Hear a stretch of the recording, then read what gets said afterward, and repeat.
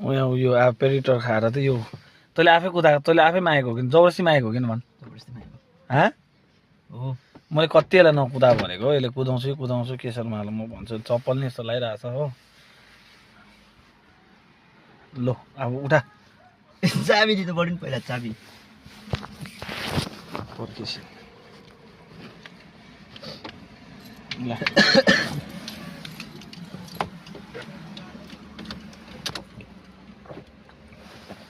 खोल थिच स्टार्ट गर